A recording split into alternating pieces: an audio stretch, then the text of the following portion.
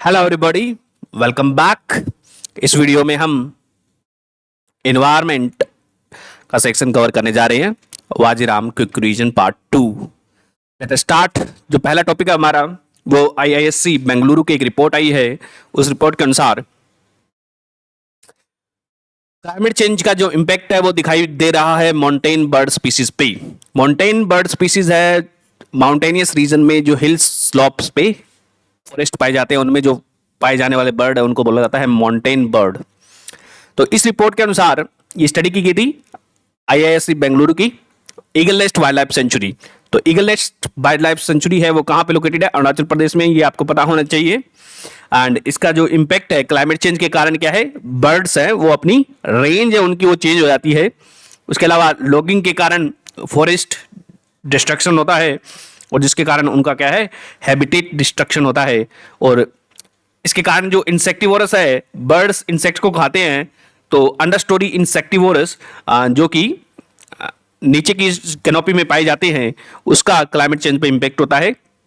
उसके अलावा इस रिपोर्ट ने यह भी बोला कि स्मॉलर बर्ड स्पीसीज हैं, they are better adapted as compare to दी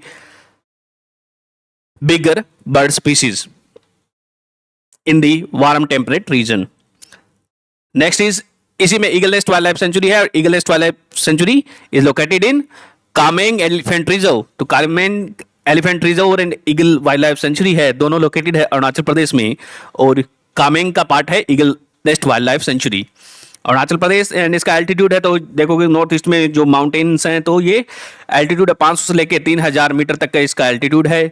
और यहाँ पे ब्रॉडली फॉरेस्ट है, एवरग्रीन फॉरेस्ट पाए जाते हैं उधर वाले इलाके में। नॉर्थ ईस्ट में temperate forest, bamboo forest, coniferous, scrub land पाए जाते हैं, ठीक है। एंड 500 से ज़्यादा यहाँ पे बर्ड की स्पीसीज पाई जाती है। और नॉर्थ ईस्ट वाला क्या है, एक बायोडाइवर्सिटी हॉटस्पॉट भी है और यहाँ पे बर्ड्स भी आपको देखने को मिलते हैं। नेक्स्ट जो टॉपिक है वो एटमॉस्फेरिक रिवर है। तो recently certain part of the USA, notably California, has experienced significant rainfall due to the atmospheric river. And atmospheric river क्या होती हैं?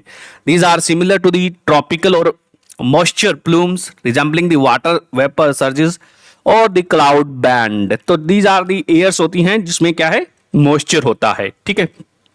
एंड जब वार्मर एरिया में, समुंदर में टेम्परेचर इंक्रीज होता है तो मॉइस्चर हवा में आएगा ना, मॉइस्चर हवा में आएगा, वेपर आएंगे हवा में। तो due to the trade winds, ऊपर वाले इलाके में जो विंड्स चलती हैं उनके कारण क्या है, ये एटमॉस्फेरिक रिवर्स बन जाती हैं जिसमें मॉइस्चर होता है इन द ट्रॉपिकल एरियाज, ठीक है।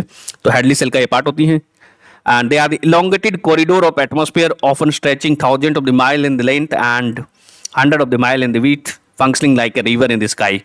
तो ठीक है, ये रिवर इन स्काई की तरह है। हम कह सकते हैं कि ये जब कॉन्टिनेंट के पास में आती है तो वो समुद्र से ऑक्सीजन ले लेती है और जो कॉन्टिनेंटल जो ऑन शोर एरिया होता है वहाँ पे बारिश करती है।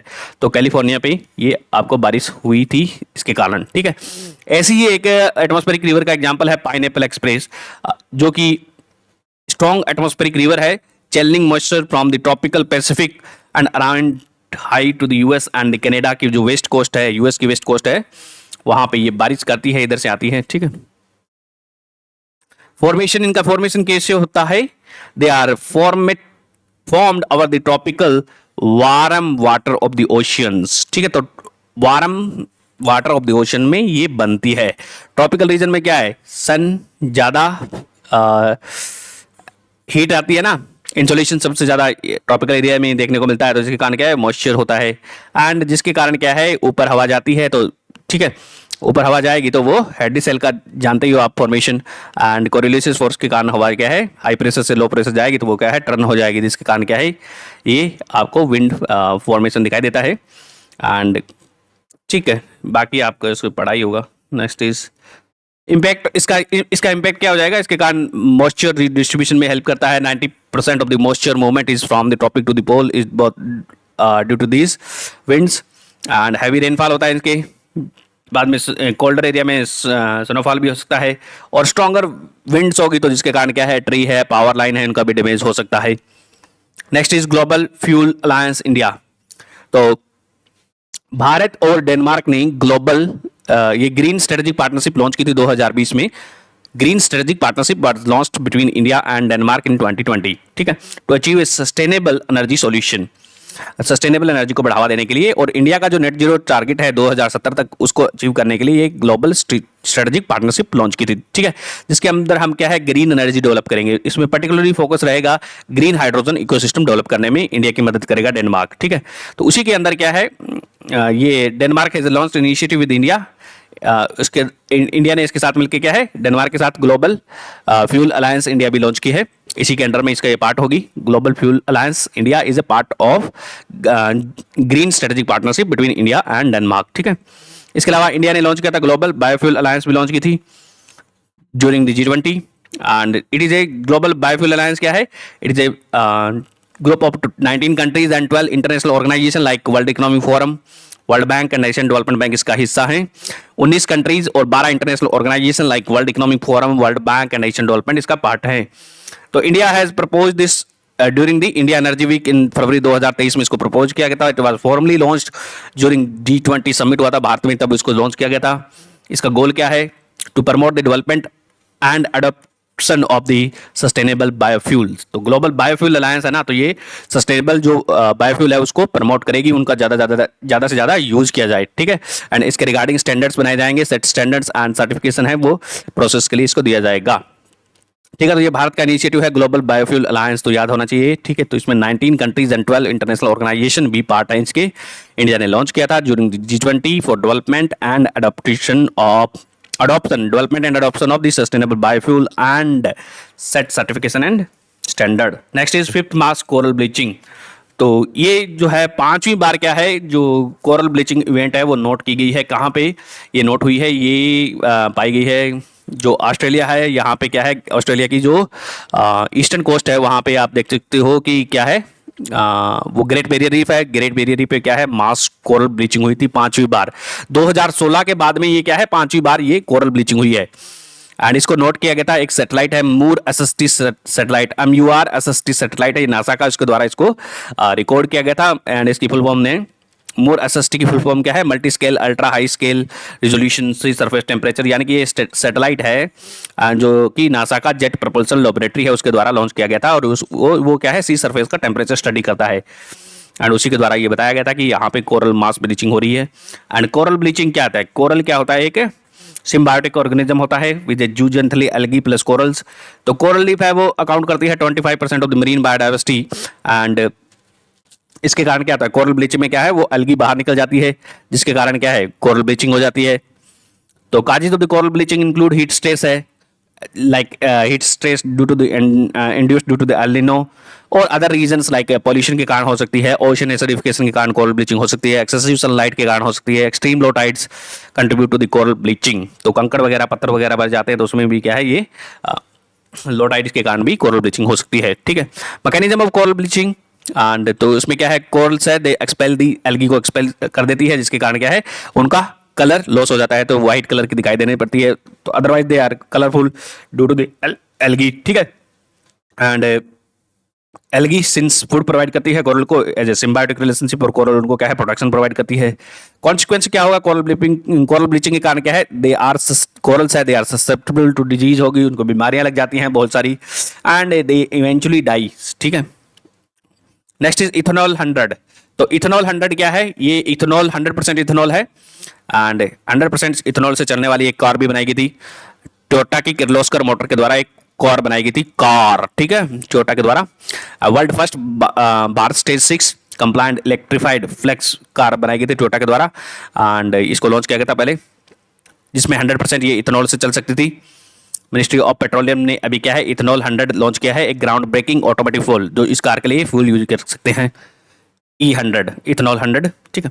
Ethanol 100 is a pure alcohol divide of gasoline और एडिटिव, इसमें कोई भी पेट्रोल वगैरह नहीं मिलाया गया है, प्योर ये इथेनॉल 100 है, तो 100% इथेनॉल है। It is colourless flameless with a distinctive order है, इसका कलरलेस है, इसका कोई कलर नहीं है, फ्लेमेबल है, ये जलता है ऑब्वियसली, एंड डिस्टिंक्टिव कलर होगा, ठीक है। and it is derived from the fermentation and distillation of the plant based material like corn, sugar cane and biomass. ठीक है, तो fermentation के द्वारा ये बनता है alcohol, ethanol, and it is ए, इसका जो ऑक्टेन रेटिंग है वो हाई होती है, इथेनॉल 100 की ऑक्टेन रेटिंग हाई है, एंड इसके कारण क्या है, जो लो ग्रीन हाउस गैस इमिशन होगा, लो CO2 इमिशन होगा, लेस पॉल्यूशन होगा, ठीक है। परंतु इसकी क्या है, लोअर एनर्जी डेंसिटी है, जो इथेनॉल 100 है इसकी लोअर एनर्जी डेंसिटी है, and it can B corrosive, तो कुछ पार्ट्स को ये कोरोजिव भी हो सकता है इंजन के, ठीक है, तो इंजन को ये कुछ पार्ट के लिए इथेनॉल 100 कोरोजिव भी हो सकता है। एंड इसमें क्या है, लोअर एनर्जी डेंसिटी है इथेनॉल की, याद रखें लोअर एनर्जी डेंसिटी है, it can B corrosive, octane rating इसकी हाई होती है, फर्मेंटेशन वगैरह से इसको बनाया जाता है, कॉर्न वगैरह, तो बायो अल्कोहल के बारे में आपने पढ़ा होगा, बायोडीजल के बारे में पढ़ा होगा, तो उसी तरह से क्या है, एक काइंड ऑफ बायोफ्यूल है ना, प्राइमरी सेकेंडरी टर्सरी, तो फर्स्ट जनरेशन है, सेकंड जनरेशन बायोफ्यूल है, थर्ड जनरेशन है, फोर्थ जनरेशन है, तो उसी से इसका ये बनाया हुआ है, ठीक है। Next is methane set. Methane set क्या है, तो इसको लॉन्च किया गया था on the board of SpaceX का जो फाल्कन 9 रॉकेट से इसको लॉन्च किया गया था, and methane set is advance satellite है, तो ये एक ऐसा सैटेलाइट है जिसके द्वारा मीथेन के द्वारा मीथेन की मैपिंग की जाएगी, ठीक है, तो कहाँ कहाँ से इस सैटेलाइट के द्वारा धरती पे क्या है मीथेन ज़्यादा इमिट हो रही है उन रीजन का, इसका पता लगाया जाएगा मीथेन हॉटस्पॉट्स का। तो methane set is advance satellite project, it was led by the environmental defence fund, जो कि एक US का NGO है, ठीक है, and with the New Zealand space agency, तो इसके द्वारा ये प्रोजेक्ट लॉन्च किया गया था। Methane set is a project of environment defence fund, जो कि US का एक नॉन प्रॉफिट ऑर्गेनाइजेशन है, एंड न्यूजीलैंड स्पेस एजेंसी, इन दोनों ने मिलकर इसको लॉन्च किया है। It aim to monitor the global methane emission को मॉनिटर करेगी विद वेरी हाई प्रिसीजन, ठीक है, इसमें कैमराज लगे हुए हैं, ये धरती को अर्थ को क्या है 15 एक दिन में क्या है 15 चक्कर काटेगा ये धरती का, ठीक है, एंड इसमें जो पर्टिकुलरली फोकस रहेगा ऑयल एंड गैस सेक्टर पे रहेगा, तो ये बताएगा देशों को बताएगा कि कहाँ से कितना ज्यादा इमिशन हो रहा है, फिर क्या है उस देश को, तो वो देश है वो अपना मिथेन को कम करने के लिए स्टेप ले सकता है, ठीक है। एंड उससे पहले क्या है 2021 में ग्लोबल मिथेन प्लेज अनाउंस किया गया था, जिसका एम क्या था, 2021 में ग्लोबल मिथेन प्लेज अनाउंस हुआ था, जिसका एम था 30% मिथेन इमिशन कम करना था फ्रॉम 2020 लेवल बाय 2030, तो यानी कि 2030 तक 2030 तक कितने 30% क्या है मिथेन इमिशन को कम करना था, 30% मिथेन इमिशन फ्रॉम 2020 लेवल, 2020 का जो लेवल था, मान लेते हैं कि 2020 में 100 किलो टन वो प्रोड्यूस हो रही थी मिथेन, तो उसका क्या है 30% कम करना था 100 किलो टन का, यानी कि 70 कर देना था 2030 तक, ठीक है। ग्लोबल मिथेन प्लस का इंडिया पार्ट नहीं है, 2021 में इसको लॉन्च किया गया था, पर्टिकुलरली US एंड EU ने इसको मिलकर लॉन्च किया था, इसके बारे में आगे देखेंगे हम, ठीक है। Next is green rising initiative, तो ये इंपॉर्टेंट हो जाएगा, ये भारत सरकार के द्वारा लॉन्च किया गया है विद यूनिसेफ के साथ, तो यूनिसेफ की एक जनरेशन अनलिमिटेड पार्टनरशिप है, उसके साथ मिलकर इंडिया की जो ministry of environment and climate change है उसने इसको लॉन्च किया है, green rising initiative eight COP28, जो कि हुई थी दुबई में, वहां पे इसको लॉन्च किया गया था ग्रीन राइजिंग इनिशिएटिव, एंड इसमें क्या है युवाओं को प्रेरित करना है ताकि वो क्या है इन्वायरमेंट से क्लाइमेट चेंज से होने वाले प्रभावों पे एक्शन ले सके, ठीक है, ग्रास रूट पे इलेक्शन क्या एक्शन लेना है। तो green rising initiative this focuses on engaging the youth for the impactful environmental action at the grass root level, ठीक है, ताकि जो युवा हैं वो क्या है इन्वायरमेंटल एक्शन ले सकें at the grass root level, and with a global effort to address the severe impact of the climate change.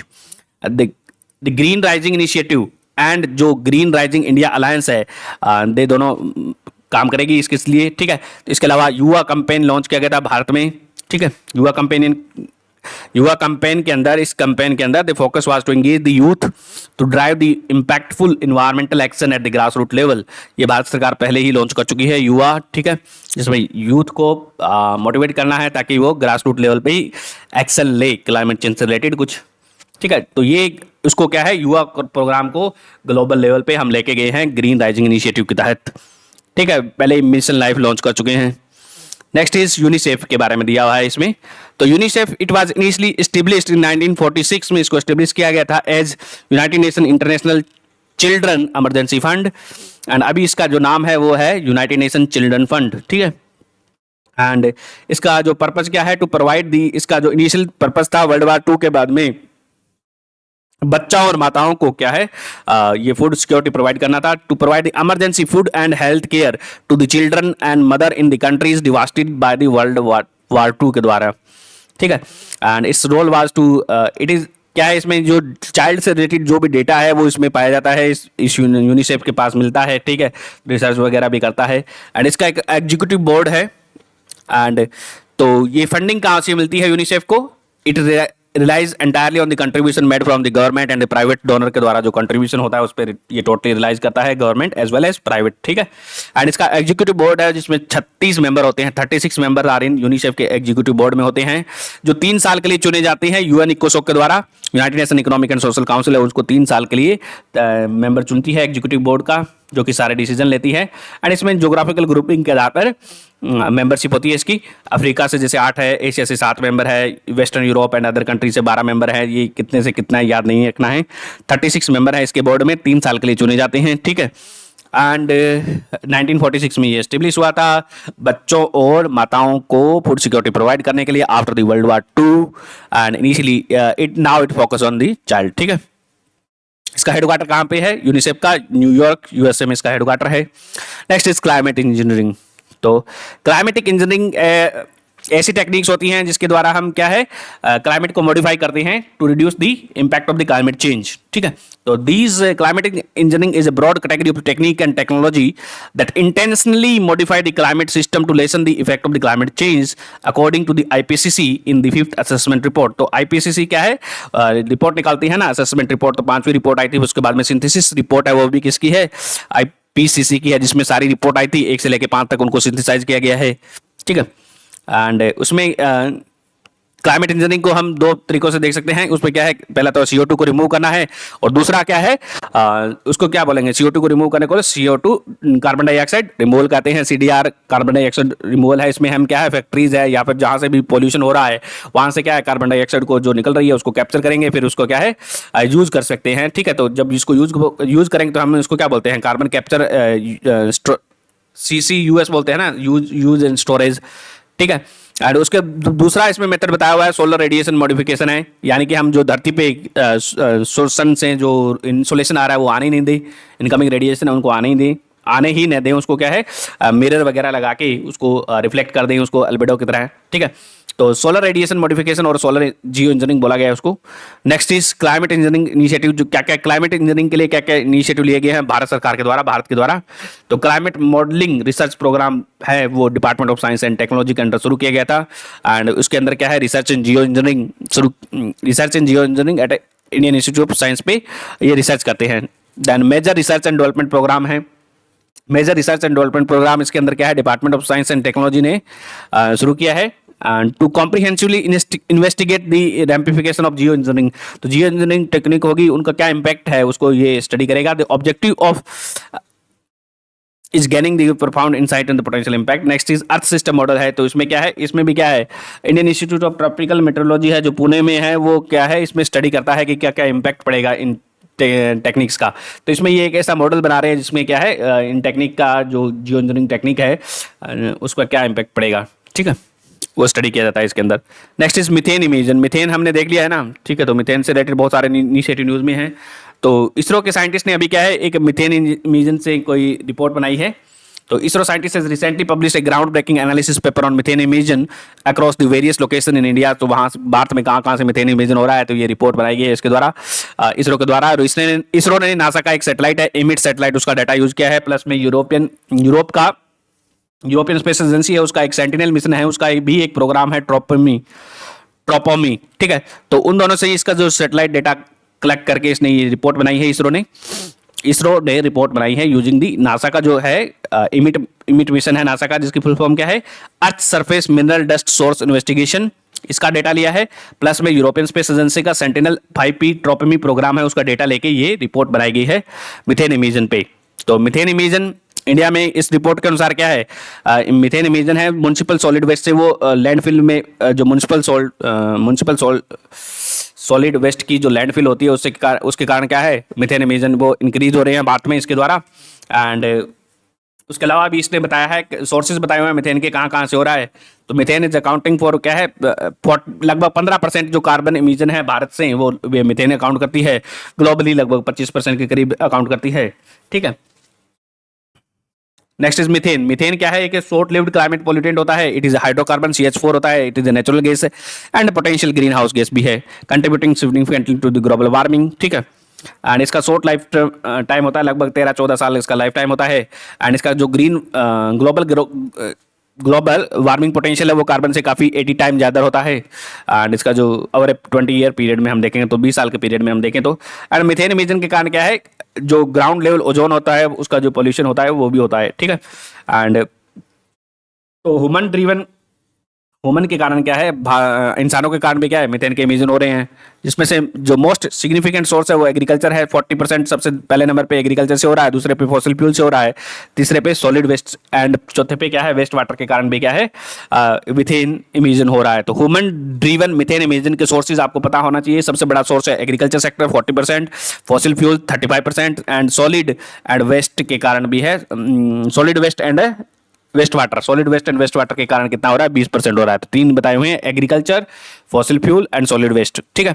Next is initiative लिए गए हैं मीथेन के लिए, कुछ बहुत सारे इनिशिएटिव हैं। जैसे कि जो पहला इनिशिएटिव हम देख रहे हैं वो है इंटरनेशनल मीथेन इमिशन ऑब्जर्वेटरी। तो इंटरनेशनल मीथेन इमिशन ऑब्जर्वेटरी है, ये लॉन्च की गई थी यूएनईपी के द्वारा, यूनाइटेड नेशन एनवायरमेंट प्रोग्राम के द्वारा, to provide open and actionable data for reducing the methane emission. तो ये डेटा देगी। ठीक है। जिस डेटा का यूज करते हुए क्या है, रिड्यूस करना है। तो ये ऑब्जर्वेटरी है, डेटा वगैरह सारा इसमें इकट्ठा किया जाएगा, मीथेन से कहाँ से कितना इमिशन हो रहा है, कहाँ से कम करना चाहिए। इसी के अंडर में क्या है, एक प्रोग्राम लॉन्च किया गया, MARS programme, methane alert and response system. And it is इसके अंदर क्या है, सेटेलाइट है, मारस इज ए सेटेलाइट है एंड जोशी के अंदर लॉन्च किया गया है इंटरनेशनल मीथेन इमिशन ऑब्जर्वेटरी, जो कि एक प्रोजेक्ट है यूएनईपी का। उसके अंदर मारस प्रोग्राम लॉन्च किया गया है, जो कि सेटेलाइट से ट्रैक करेगा कहाँ से कितना इमिशन हो रहा है मीथेन से। ठीक है। नेक्स्ट इस पे ग्लोबल मीथेन प्लेज है, ये हमने पहले देख लिया है, यूएस एंड ईयू के द्वारा इसको लेड किया गया था। ठीक है। इसको लॉन्च किया गया था। इसका टारगेट क्या है, 30% क्या है, मीथेन इमिशन कम करना है world wide by the 2030। And उसका बेस लेवल कितना रखा गया है, 2020 बेस लेवल है। इंडिया ने ग्लोबल मीथेन प्लेज नहीं लिया है, India is not a member of global methane pledge. ठीक है। Next is oil and gas methane partnership initiative. तो इसमें क्या है, oil and methane gas partnership. Oil and gas है जो पेट्रोलियम सेक्टर है, वहां से कितना मीथेन का इमिशन हो रहा है। ठीक है। तो मीथेन इज हाइड्रोकार्बन है, तो ड्रिलिंग वगैरह करोगे तो हाइड्रोकार्बन है, वो गैस है तो वो रिलीज होती रहती है। ठीक है, नीचे से। ठीक है। तो उसके कारण क्या है, कितना इसके कारण जो इंडस्ट्री के कारण ऑयल एंड गैस के कारण कितना इमिशन हो रहा है वो इसमें ट्रैक किया जा रहा है।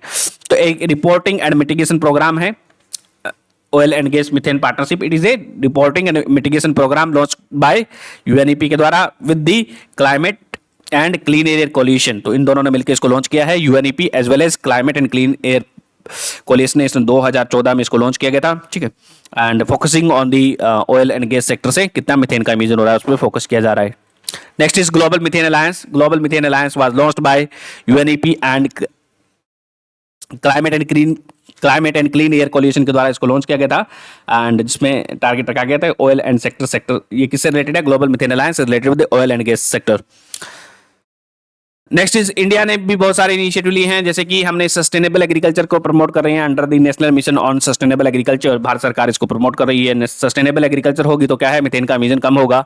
तो aim is to produce the sustainable agriculture practices to mitigate the methane emission and enhance the productivity. Next is Gobar Dhan scheme है, उसके अंदर क्या है, गोबर को क्या है, उसमें बायोगैस में कन्वर्ट कर दिया जाएगा सीबीजी में।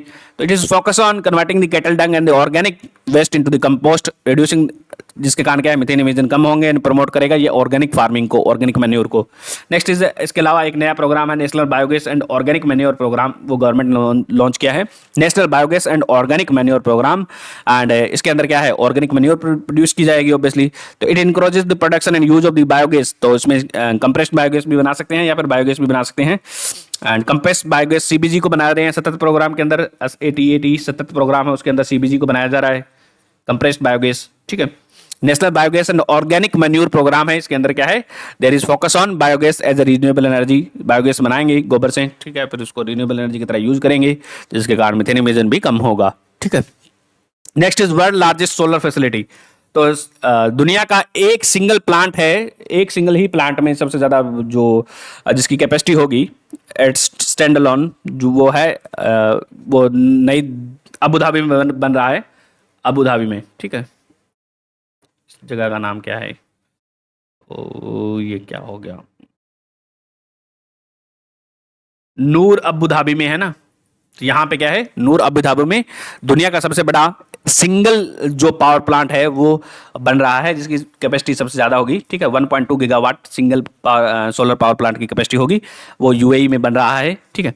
और भारत में सबसे बड़ा है वो अभी बन रहा है ये तो, पर प्रेजेंटली जो दुनिया का सबसे बड़ा सोलर पावर प्लांट है वो भाडला या फिर बादला इन राजस्थान के अंदर है, भाडला इन राजस्थान, एंड जिसकी कैपेसिटी है 2.25 गीगावाट।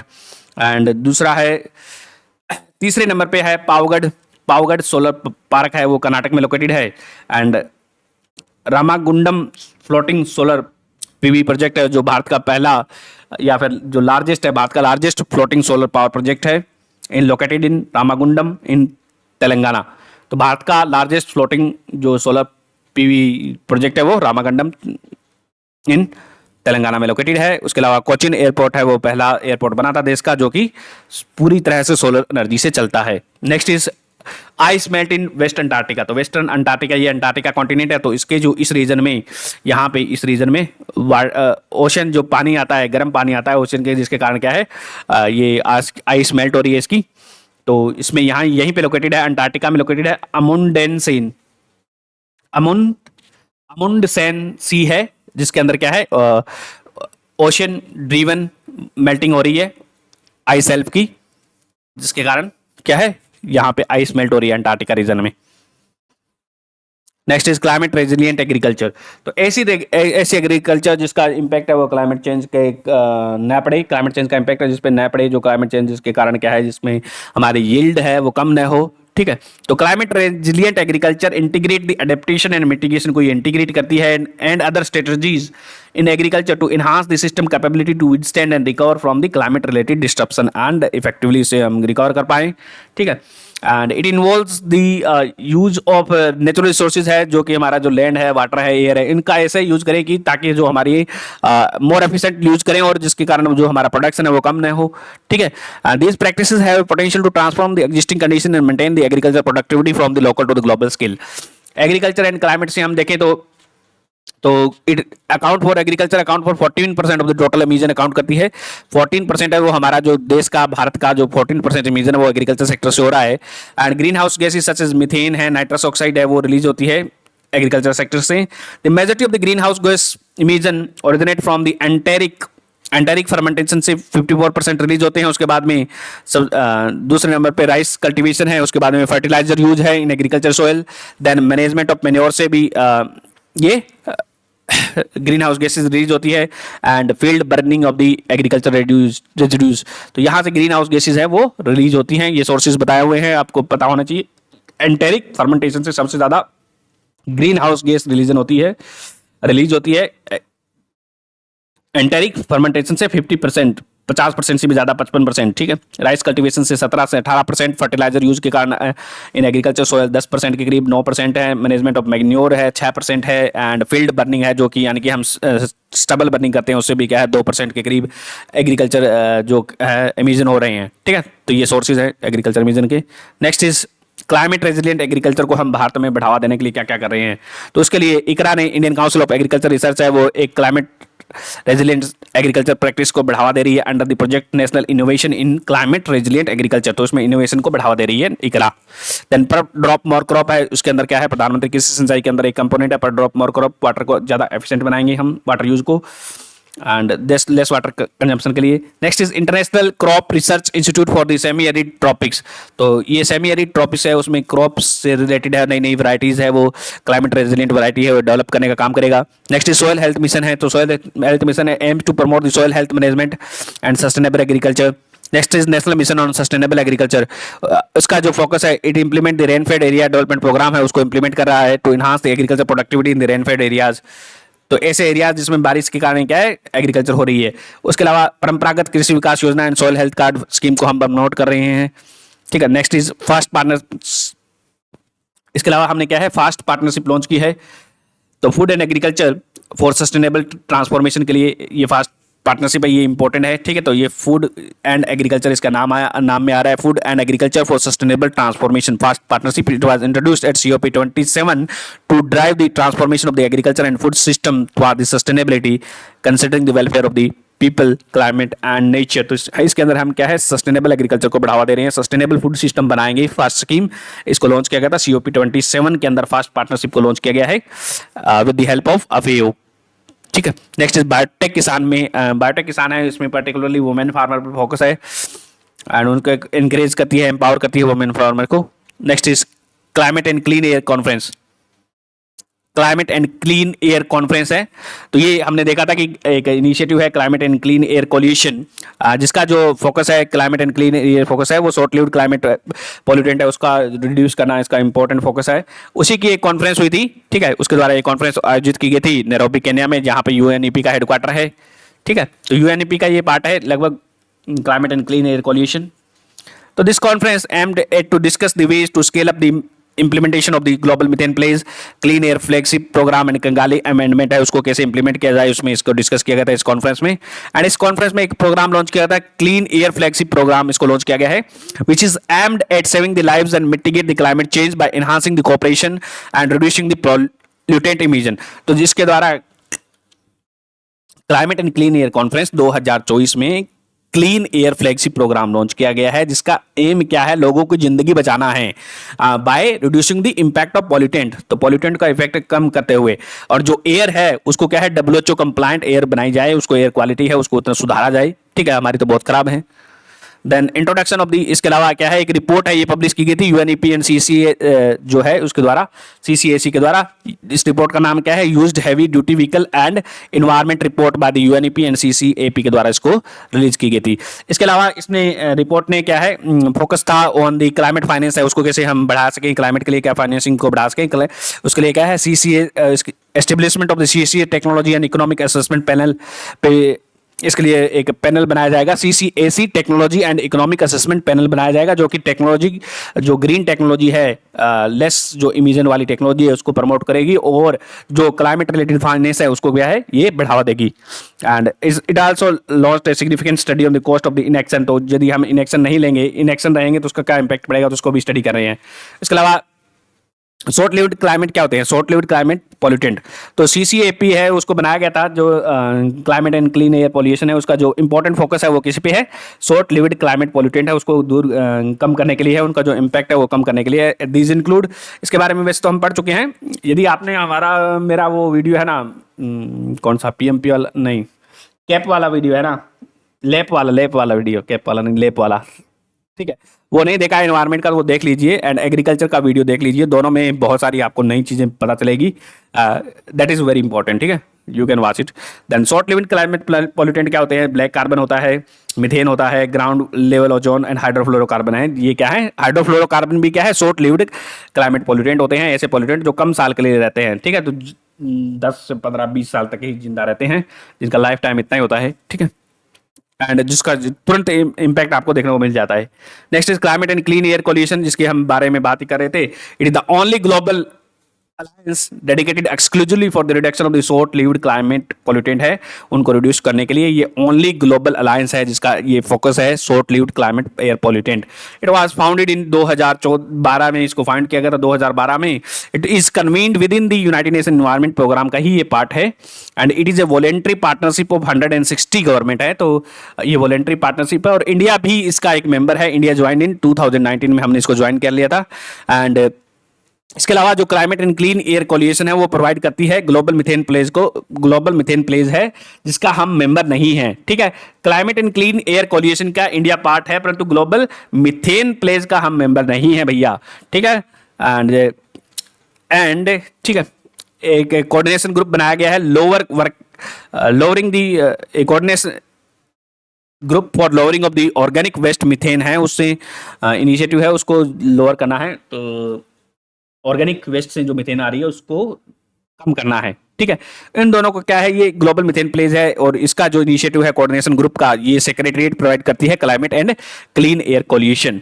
एंड जो GMP है, यानी कि ये जो ग्रुप है, group on the lowering of the methane initiative, इसको लॉन्च किया गया था COP26 के अंदर। ग्लोबल मिथेन प्लेज है वो COP26 के अंदर लॉन्च किया गया था EU एंड US के द्वारा। इसके बारे में हम पढ़ ही चुके हैं, ग्लोबल मिथेन। ठीक है, next is short lived climate pollutant, जैसे कि हम पहला है CO2 है, तो एंथ्रोपोजेनिक सोर्सेज क्या है CO2 के, फॉसिल फ्यूल से निकलती है, इंडस्ट्री से निकलती है, एग्रीकल्चर वेस्ट बर्निंग से निकलती है, लाइफ टाइम इसका इंडेफिनिट ये एनवायरमेंट में रह सकती है काफी टाइम तक। देन ब्लैक कार्बन है, सूट है, तो ये कितने हैं 4 से 12 दिन तक के लिए इनकम्प्लीट कंबशन से बनते हैं ब्लैक कार्बन और सूट, ये 4 से 12 दिन तक के लिए इन्वायरमेंट में रह सकते हैं। It can be form due to the incomplete combustion of fossil fuel, fossil fuel है, इंडस्ट्रियल प्रोडक्शन है, एग्रीकल्चर एंड वेस्ट बर्निंग से ये बनता है। नेक्स्ट इज मीथेन, मीथेन है वो एग्रीकल्चर, एग्रीकल्चर हमने अभी देखा है, एग्रीकल्चर है, फॉसिल फ्यूल है, लैंडफिल है, ओपन डंप है, वेस्ट वाटर है, तो यहाँ से ये रिलीज होती है मीथेन, और इसका जो लाइफ टाइम है लगभग 12 साल के करीब है। नेक्स्ट इज ओजोन है, वो ट्रोपोस्फेयर ओजोन है, वो पॉल्यूटेंट होती है, और स्ट्रेटोस्फेयर वाली अच्छी होती है, ठीक है।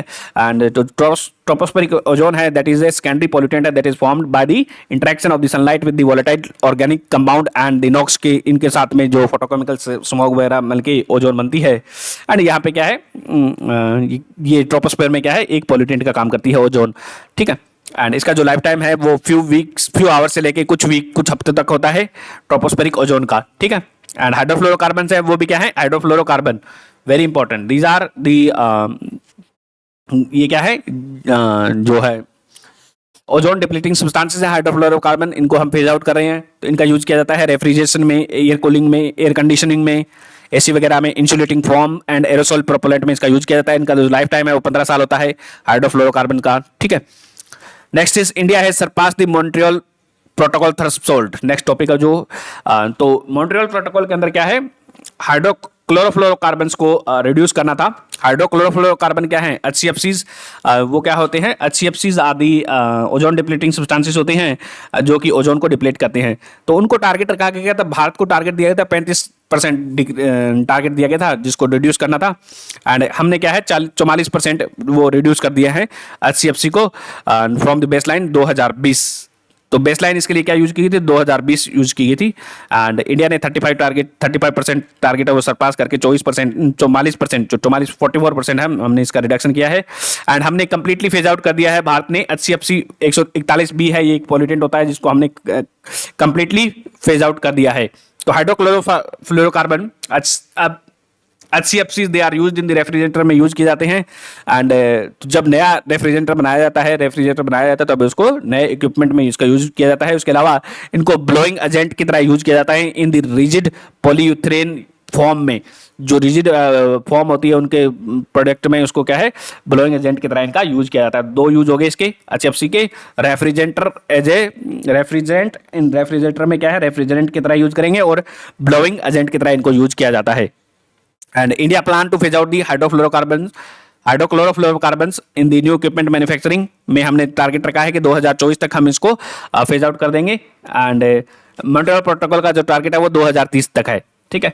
तो इंडिया ने अचीव कर लिया है पहले ही, ठीक है। तो मॉन्ट्रियल प्रोटोकॉल के बारे में आपको सबको पता ही होगा, तो इसको लाया गया था वियना कन्वेंशन के अंदर में। वियना कन्वेंशन कब आता है, 1985।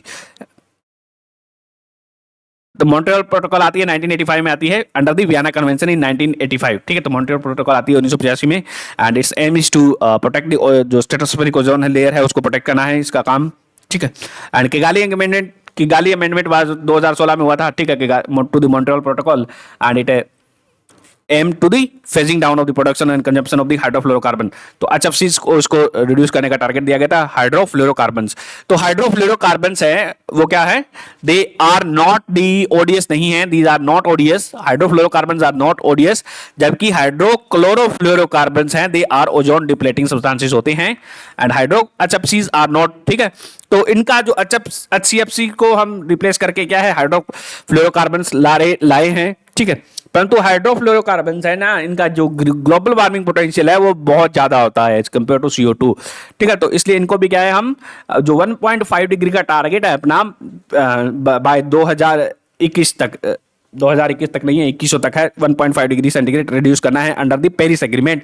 उस टारगेट को अचीव करने के लिए हम क्या है किगाली अमेंडमेंट किए हैं, ताकि जो इससे भी इमिशन हो रहा है उसको भी कम किया जाए, हाइड्रोफ्लोरोकार्बन से जो इमिशन हो रहा है, ठीक है। तो India has become the Montreal protocol के हम पार्टी हैं, इन 1992 में हमने साइन किया था, एंड इंडिया एक डेवलपिंग नेशन है। तो आर्टिकल 5 के अंदर ये जो मॉन्ट्रियल प्रोटोकॉल है उसके अंदर डेवलपिंग कंट्रीज हैं, ठीक है। तो डेवलपिंग कंट्रीज को इसमें फंड वगैरह देने के बारे में बात की गई है मॉन्ट्रियल प्रोटोकॉल के अंदर।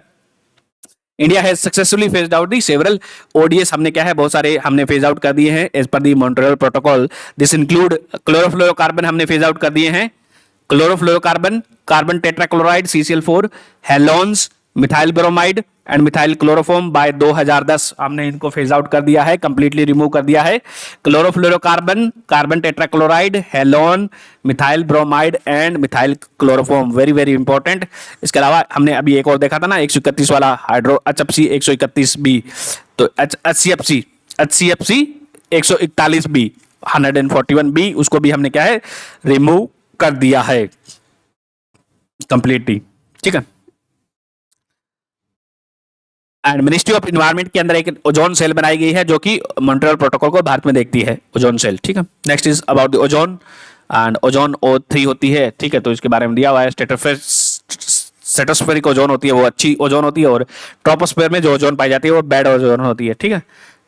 ये तो पढ़ा ही होगा आपने, ठीक है, ये पढ़ाने की जरूरत है क्या, ठीक है, देख लो। ट्रोपोस्फेरिक ओजोन होती है वो लोअर एटमॉस्फेयर ट्रोपोस्फेयर में पाई जाती है, and it is produced due to NOx and VOx के साथ जो वोलेटाइल ऑर्गेनिज्म उनके कारण प्रोड्यूस होती है। It is released from the car मीजन इंडस्ट्रियल प्रोसेस से रिलीज होती है, दैट इज हार्मफुल होती है लोअर लेवल पे, एंड इसके कारण क्या है ये इरिटेंट लंग को इम्पेक्ट करती है, reduces the lung infection, contribute to smoke damage vegetation भी क्या है इसका जो फोटोसिंथेसिस रेट है ओजोन के कारण वो कम हो जाता है।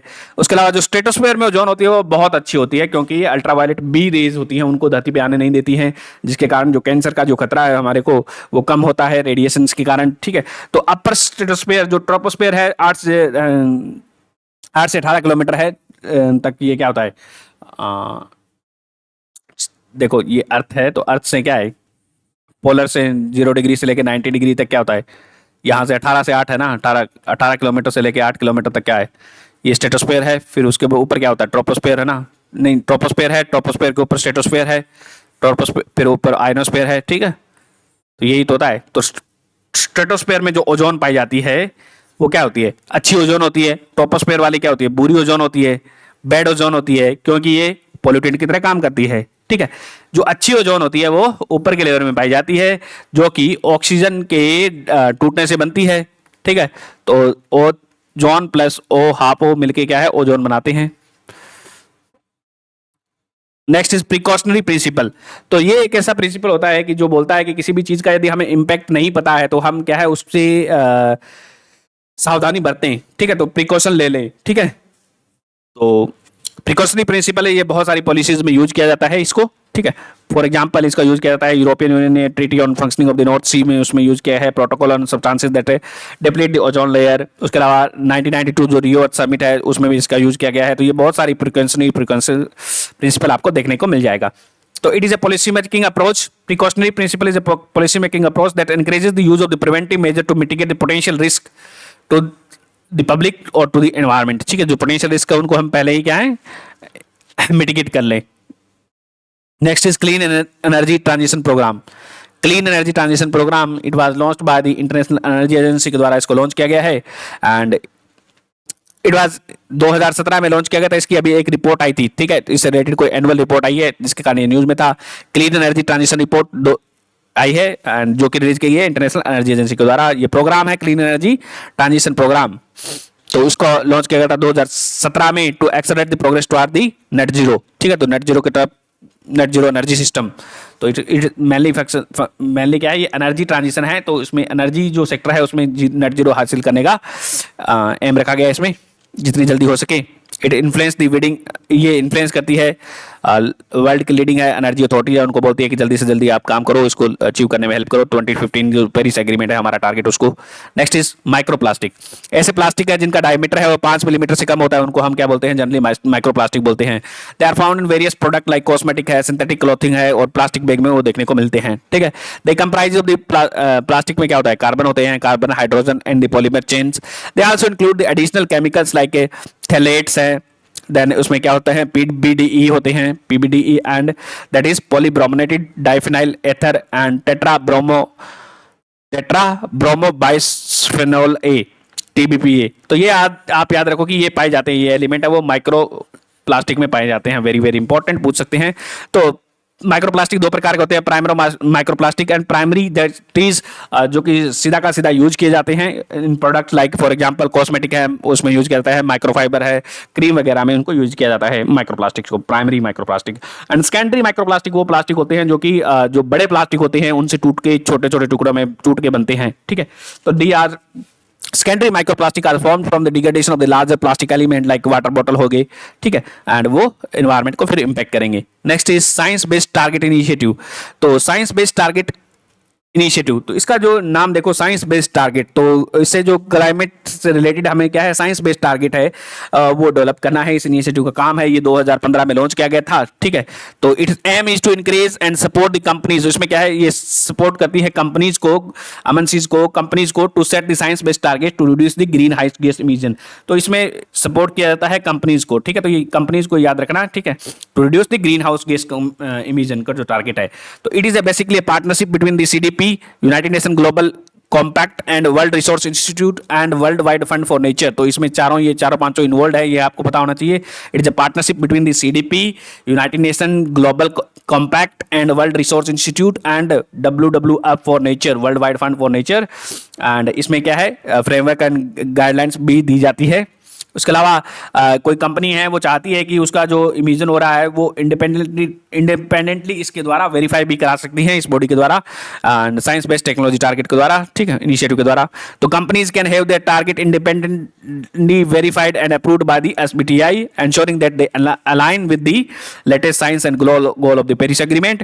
एंड उसके कारण क्या है उनका जो कार्बन फुटप्रिंट है वो कम करने में हेल्प करेगा। एंड इसको क्या है near term and long term दो गोल दिए गए हैं कंपनीज को। नियर टर्म है वो 5 से 10 साल में क्या एक्शन लेगी कंपनी, और लॉन्ग टर्म में क्या है वो नेट जीरो कैसे बनेगी वो कंपनी, उसमें फोकस किया गया है।